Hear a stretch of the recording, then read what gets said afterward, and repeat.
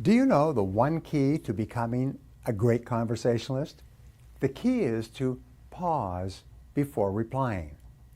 A short pause of 3 to 5 seconds after a person stops talking is a very classy thing to do in a conversation. When you pause, you accomplish 3 goals simultaneously. First, you avoid running the risk of interrupting if the other person is just catching his or her breath before continuing. The second benefit is that you show the other person that you are giving careful consideration to his or her words by not jumping in with your own comments at the earliest opportunity. The third benefit of pausing in conversation is that you will actually hear the other person better. His or her words will soak into a deeper level of your mind, and you will understand what he or she is really saying with greater clarity. By pausing, you mark yourself as a brilliant conversationalist.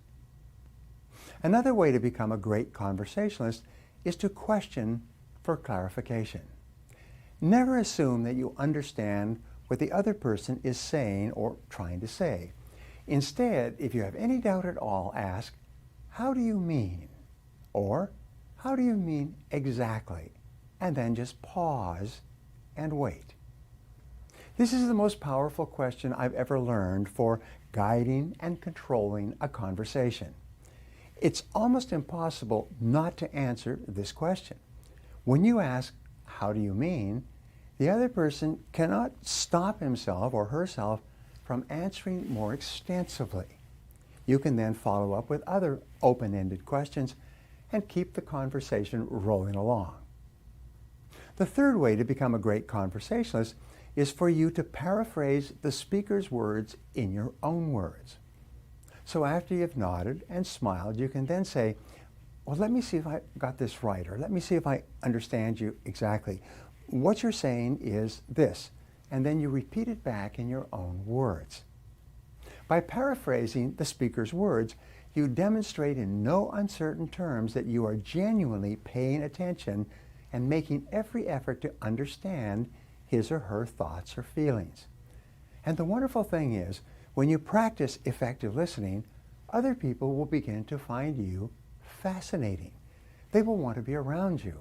They will feel relaxed and happy in your presence because when you listen to other people, you make them feel important. The reason why listening is such a powerful tool in developing the art and skill of conversation is because listening builds trust. The more you listen to another person, the more he or she trusts you and believes in you. Listening also builds self-esteem. When you listen attentively to another person, his or her self-esteem will naturally increase. He or she will feel better about themselves. He or she will feel more valuable and more respected. Finally, listening builds self-esteem in the listener. Because your mind can process words at 500 to 600 words per minute, and we can only talk at about 150 words per minute, it takes real effort to keep your attention focused on another person's words.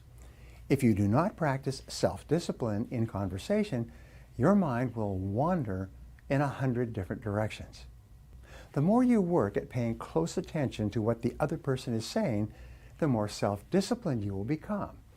In other words, by learning to listen well, you actually develop your own character and your own personality.